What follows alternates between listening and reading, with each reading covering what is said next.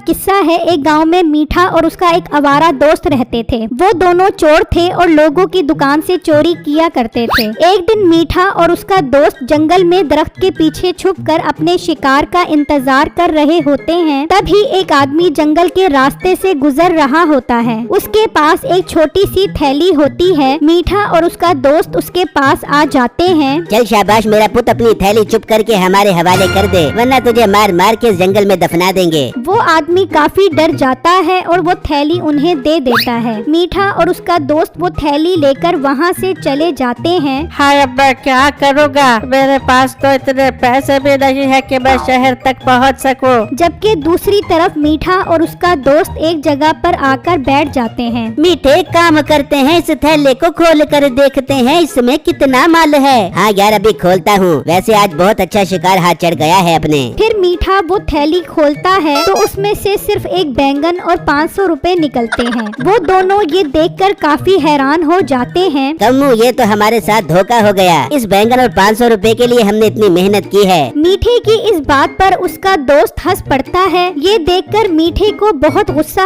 आता है और वो बैंगन को फेंक देता है। तुझे बहुत हंसी आ रही है ना? अब तो ये बैंगन खा, मैं 500 रुपए लेकर जा रहा हूँ। फिर मीठा वो 500 लेकर वहाँ से चला जाता है और उसका दोस्त मुंह देखता रह जाता है और वो भी बैंगन वहीं छोड़कर चला जाता है। उसी गांव में बिट्टू नाम का लड़का सब्जी की रेड़ी लगाता था। उसकी सब्जी कम ही बिकती थी। शाम हो जाती है और बिट्टू उसी रास्ते से घर की तरफ जा रहा होता है तो उसकी नजर उस बैंगन पर पड़ती है। अरे, ये रास्ते में बैंगन किसने फेंक दिया है, मैं अभी जाकर इसे उठाता हूँ। फिर बिट्टू वो बैंगन उठा लेता है। ये तो बिल्कुल ताज़ा बैंगन है और कहीं से भी खराब नहीं है। फिर किसने यहाँ फेंक दिया? मैं इसे घर ले जाता हूँ और कल बाकी सब्जियों के साथ बेच दूंगा। फिर बिट्टू उस बैंगन को रेड़ी पर रख कर ले जाता है और घर आकर अपनी बीवी छम्मो को ये बात बताता है। बिट्टू, मैं काम करती हूँ, आज इसी बैंगन को पका लेती हूँ खाने में। नहीं बेगम, आज बैंगन खाने का मूड नहीं है। मैं कल इस बैंगन को बेचने की कोशिश करूँगा। बस आप दुआ करना हमारी सारी सब्जियाँ बिक जाएं, ताकि मैं सर्दियों के लिए कपड़े और बाकी सामान ले सकूं। बिट्टू, फिक्रमंद मत हो, अल्लाह ने चाहा तो सब ठीक हो जाएगा। अच्छा, आप मुँह धोकर फ्रेश हो जाए, मैंने चावल पकाए हैं, वो मिलकर खाते हैं। फिर अगला दिन होता है तो बिट्टू सब्जी की रेड़ी लेकर बाजार आ जाता है। अभी कुछ ही देर गुजरती है कि वहाँ लोगों का रश लग जाता है। लोग बिट्टू से सब्जी खरीदने के लिए पागल हो रहे होते हैं। बाकी सब्जी वाले ये सब देखकर परेशान हो जाते हैं। ये कैसे मुमकिन है कि सारे लोग बिट्टू के पास जा रहे हैं? हमारे पास भी तो वही सब्जी है। हाँ, तुम सही कह रहे हो, मैं खुद भी देखकर परेशान हूँ। बिट्टू खुद भी हैरान परेशान खड़ा होता है। समझ नहीं आ रही कल वाली मेरी ख्वाहिश कैसे पूरी हो गई। बिट्टू सब्जी बेचकर काफी पैसे कमा लेता है, मगर लोगों के रश और झगड़े की वजह से उसकी रेड़ी टूट जाती है। बिट्टू फौरन वहाँ से चला जाता है और घर आकर छम्मो को ये सारी बातें बताता है। वो भी काफी परेशान हो जाती है। कोई बात नहीं बिट्टू, अगर आपकी रेड़ी टूट गई तो क्या हो गया? आपको इतने सारे पैसे भी तो मिल गए हैं। हम कम से कम सर्दियों के लिए कुछ अच्छे सामान का बंदोबस्त तो कर सकते हैं। और रेड़ी का क्या है, इसे तो आप जंगल से लकड़ियाँ लाकर जोड़ सकते हो। हाँ बेगम, आप ठीक कह रही हो, लेकिन मुझे अभी भी समझ नहीं आ रहा कि जो बात हमने रात को की थी वो सच कैसे हो गई। हाँ बिट्टू, मैं वही सोच रही हूँ। अल्लाह करे ऐसा हो जाए, मेरे सारे मैले कपड़े खुद ही धुलकर साफ सुथरे हो जाए और मुझे मेहनत भी ना करनी पड़े। ये कहकर छम्मो खाना बनाने चली जाती है। फिर जब अगला दिन होता है तो बिट्टू और छम्मो दोनों कपड़ों के ढेर में सोए होते हैं। वो दोनों ये सब देखकर हैरान हो जाते हैं कि सारा घर कपड़ों से खचाखच भरा होता है। हाय अल्लाह, इतने सारे कपड़े कहाँ से आ गए? मैंने तो साफ सुथरे कपड़े मांगे थे, मगर ये तो गंदे कपड़े आ गए। अब मैं इतनी सर्दी में कपड़े कैसे धोऊंगी? बिट्टू भी ये सब देखकर काफी परेशान हो जाता है और सोचने लगता है ये सब क्यों हो रहा है। बेगम, आप परेशान न हो, हम दोनों मिलकर इन सब कपड़ों को संभाल लेंगे और जो बच जाएंगे उन्हें बाहर गरीबों में तकसीम कर देंगे। बिट्टू और छम्मो सारा दिन लगाकर कपड़े संभालते हैं। फिर शाम हो जाती है तो बिट्टू छम्मो से कहता है, बेगम, अब मैं रेड़ी ठीक करने के लिए जंगल की तरफ जाता हूँ ताकि उसे ठीक करके फिर से रेड़ी लगा सकूँ। मगर बेगम, अब आपने कोई भी ऐसी ख्वाहिश का इजहार नहीं करना जिससे कोई नई मुसीबत आ जाए। ठीक है बिट्टू, आप फिक्र न करे, मेरी तौबा जो मैं आइंदा कोई ख्वाहिश करूँ। फिर बिट्टू घर से निकलता है और जंगल जाकर लकड़ियाँ काटने लग जाता है। उससे से अभी कुछ ही देर गुजरती है कि वहाँ पर वही आदमी आ जाता है जिससे मीठे ने बैंगन वाली थैली चुराई थी। वो परेशान इधर उधर देख रहा होता है। भाई आपको क्या हुआ? आप उदास लग रहे हो, आपका कुछ खो गया है जिसको ढूंढ रहे हो?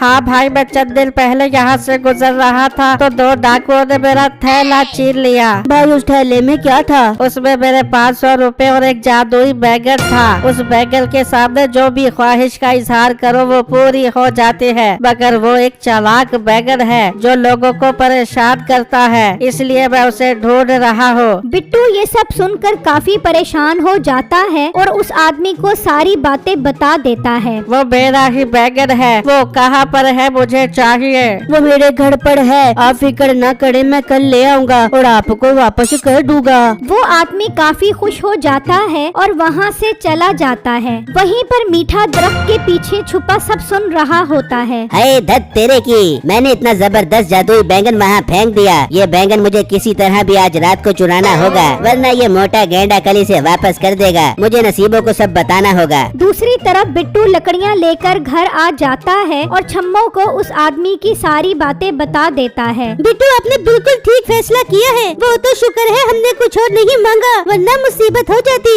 वो उस बैंगन को एहतियात से मेज पर रख देते हैं। मीठा उनके सोने का इंतजार कर रहा होता है। जैसे ही वो सो जाते हैं, मीठा अंदर चला जाता है और बैंगन चुरा लेता है और उसे लेकर घर आ जाता है और नसीबो कैंची को बैंगन दिखाता है। बेगम ये जादुई बैंगन है जिसे मैंने इतनी मेहनत से एक आदमी से छीना था और वो मोटा बिट्टू उस आदमी को कल ये देने जा रहा है। मीठे मेरी जान के टोटे, क्या मैं इससे कुछ मांग ले बू? बेगम मांग ले, मगर बड़ा सोच समझ कर मांगी। ये खतरनाक बैंगन है। मेरी ख्वाहिश हमेशा से थी कि मैं भी परिंदों की तरह हवा में उड़ बेबू। मैं हवा में उड़ना चाहती हूँ। मोटी औरत, भैंस जैसा तेरा वजन है, कैसे उड़ेगी तू? कोई और चीज मांग ले। नहीं मीठे, मुझे कुछ नहीं मांगना। मीठे मैं तुझसे बात नहीं कर रही, मैं जा रही हूँ सोने। फिर जब सुबह होती है तो मीठा नसीबों का शोर सुनकर उठ जाता है। मीठा देखता है नसीबो ऊपर पंखे के साथ लटकी होती है और परिंदे की तरह अपने हाथ फड़फड़ा रही होती है। हाय मीठे, मुझे बचा, मैं यहाँ पे फंस गई। मोटी नाक वाली औरत, तुझे ही शौक चढ़ा था परिंदे की तरह उड़ने का,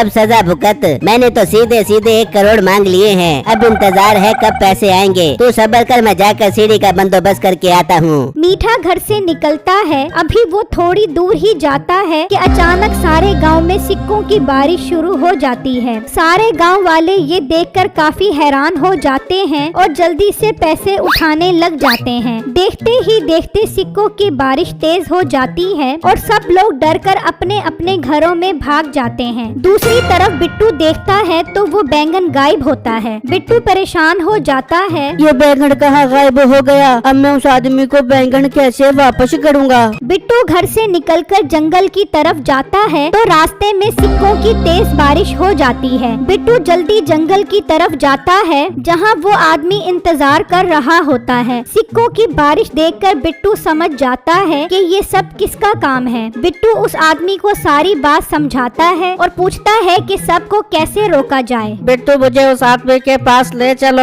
उस बैंगन को हमें दरिया में फेंकना होगा, तभी उसका असर खत्म होगा। फिर वो दोनों मीठे के घर पहुंच जाते हैं। वहाँ गांव के लोग भी होते हैं। उन्होंने मीठे को बांधा हुआ होता है और डंडे लेकर खड़े होते हैं। मीठे भाई, गांव के लोगों की पिटाई से बचना चाहते हो तो हमें वो जादुई बैंगन वापस कर दो। मोटे, मैं वो बैंगन तुझे क्यों दूं? वो मैंने बड़ी मेहनत से चुराया था। अच्छा तो ठीक है, गांव वालों इसकी खूब पिटाई करो। नहीं नहीं, मुझे मत मारना, मैं बैंगन वापस करता हूँ। जा नसीबो, वो बैंगन लेकर आ। नसीबो वो बैंगन लेकर आती है और उन्हें दे देती है। गांव वालों, हम इस बैंगन का असर खत्म करने के लिए जा रहे हैं, पर आप लोग मीठे भाई और उसके दोस्त को पुलिस के हवाले लाजमी कर दो ताकि ये आइंदा चोरी ना कर पाए। फिर बिट्टू और वो आदमी जल्दी से दरिया पर आते हैं और वो बैंगन दरिया में फेंक देते हैं तो फौरन बारिश रुक जाती है। ये देखकर सब लोग खुश हो जाते हैं और मीठे और उसके दोस्त को पुलिस के हवाले कर देते हैं।